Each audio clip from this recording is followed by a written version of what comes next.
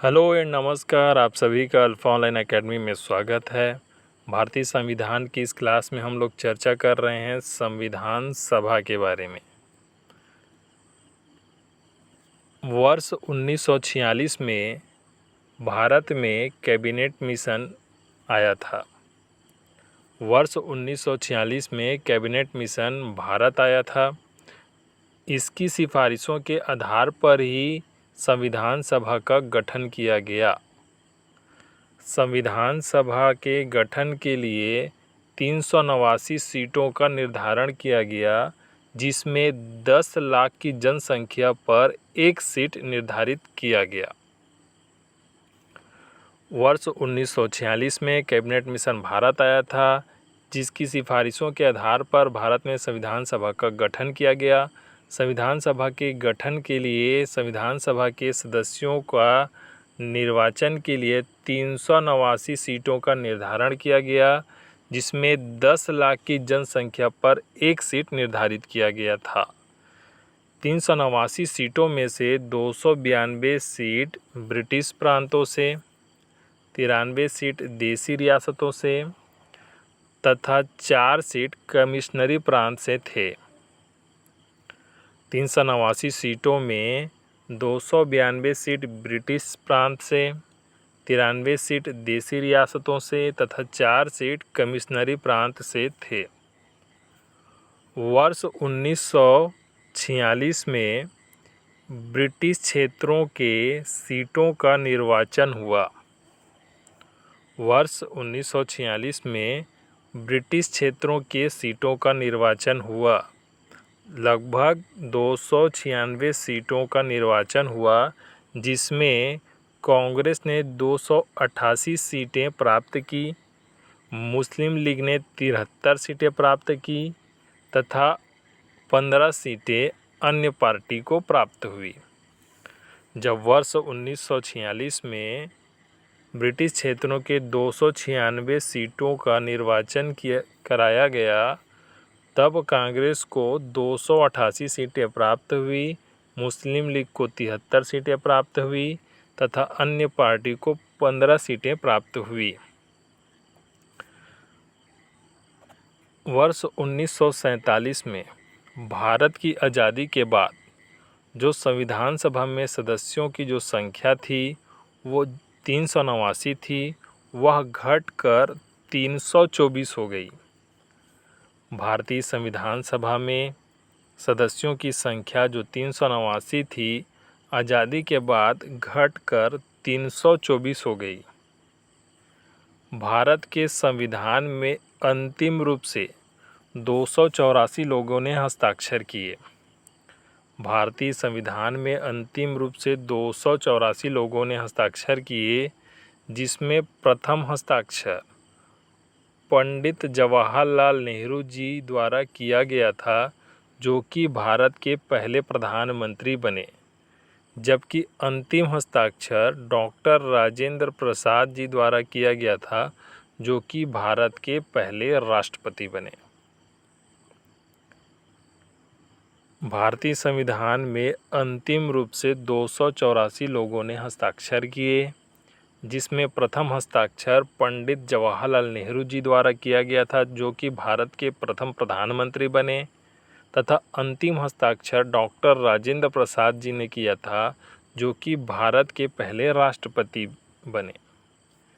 कई किताबों में प्रथम हस्ताक्षर डॉक्टर राजेंद्र प्रसाद ने किया है, ऐसा लिखा हुआ मिलता है। 2 दिसंबर 1946 को पंडित जवाहरलाल नेहरू के नेतृत्व में अंतरिम सरकार का गठन किया गया। 2 दिसंबर 1946 को पंडित जवाहरलाल नेहरू के नेतृत्व में अंतरिम सरकार का गठन किया गया। संविधान सभा की पहली बैठक 9 दिसंबर 1946 को हुई थी, जिसमें वरिष्ठता के आधार पर सच्चिदानंद सिन्हा को संविधान सभा के अस्थायी अध्यक्ष के रूप में चुना गया। संविधान सभा की इस पहली बैठक में 207 सदस्यों ने भाग लिया था, जिसमें 9 महिलाएं शामिल थी। संविधान सभा की पहली बैठक 9 दिसंबर 1946 को हुई थी। इस संविधान सभा की पहली बैठक में वरिष्ठता के आधार पर सच्चिदानंद सिन्हा को संविधान सभा के अस्थायी अध्यक्ष के तौर पर चुना गया था। इस संविधान सभा की पहली बैठक में 207 सदस्यों ने भाग लिया था, जिसमें 9 महिलाएं शामिल थी। संविधान सभा की दूसरी बैठक 11 दिसंबर 1946 को हुई थी, जिसमें डॉक्टर राजेंद्र प्रसाद को संविधान सभा के स्थायी अध्यक्ष के तौर पर चुना गया। उनका यह नाम अध्यक्ष के तौर पर आचार्य कृपलानी ने प्रस्तावित किया था, जिसका समर्थन सरदार वल्लभ भाई पटेल द्वारा किया गया। 11 दिसंबर 1946 को संविधान सभा की दूसरी बैठक हुई, जिसमें डॉक्टर राजेंद्र प्रसाद जी को संविधान सभा के स्थायी अध्यक्ष के तौर पर चुना गया। उनका नाम आचार्य कृपलानी द्वारा प्रस्तावित किया गया था, जिसे सरदार वल्लभ भाई पटेल द्वारा समर्थन प्राप्त था। 13 दिसंबर 1946 को पंडित जवाहरलाल नेहरू द्वारा उद्देशिका का प्रस्ताव संविधान सभा में प्रस्तुत किया गया, लेकिन M.R. जयकर तथा भीमराव अंबेडकर के विरोध के चलते यह उद्देशिका का प्रस्ताव पारित नहीं हो पाया। 13 दिसंबर 1946 को पंडित जवाहरलाल नेहरू जी द्वारा उद्देशिका का प्रस्ताव संविधान सभा में प्रस्तुत किया गया, लेकिन M.R. जयकर तथा भीमराव अंबेडकर के विरोधों के चलते उद्देशिका का प्रस्ताव संविधान सभा में पारित नहीं हो पाया। उद्देशिका का प्रस्ताव अमेरिका से लिया गया है, जबकि उद्देशिका की भाषा ऑस्ट्रेलिया से ली गई है। 26 नवंबर 1949 को भारतीय संविधान को अंगीकृत किया गया।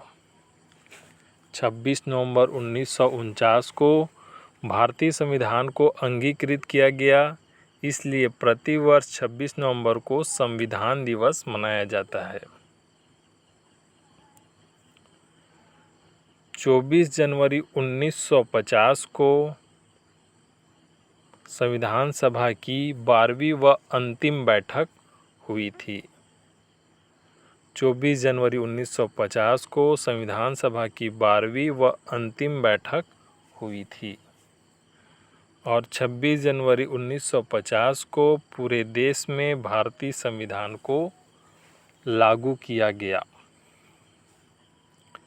26 जनवरी 1950 को पूरे देश में भारतीय संविधान को लागू किया गया।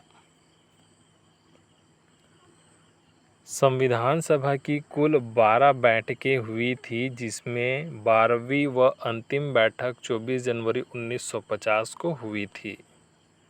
संविधान सभा के गठन के लिए कुल 13 समितियों का गठन हुआ था, जिसमें से प्रारूप समिति के अध्यक्ष डॉक्टर भीमराव अंबेडकर थे। मुस्लिम लीग में सदस्यों की संख्या 73 थी। मुस्लिम लीग में सदस्यों की संख्या 73 थी। मुस्लिम लीग ने संविधान सभा की बैठक का बहिष्कार किया था। संविधान सभा में कुल 15 महिलाएं थीं। संविधान सभा में कुल 15 महिलाएं थीं, जिसमें से 9 महिलाओं ने 9 दिसंबर 1946 संविधान सभा की पहली बैठक में भाग लिया था। इन 15 महिलाओं में से एक महिला दलित थी।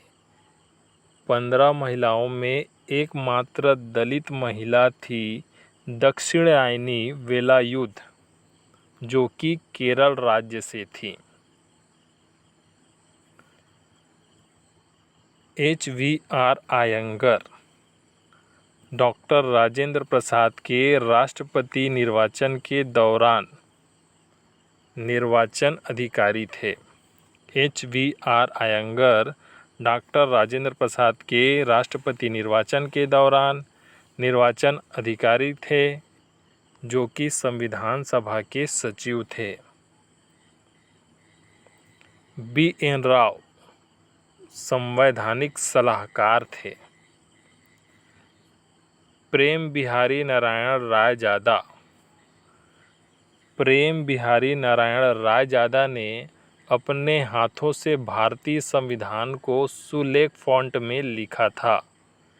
प्रेम बिहारी नारायण रायजादा ने अपने हाथों से सुलेख फ़ॉन्ट में भारतीय संविधान को लिखा था, जिसके प्रत्येक पृष्ठ को नंदलाल बोस के मार्गदर्शन में शांति निकेतन के कलाकारों द्वारा अलंकृत किया गया था।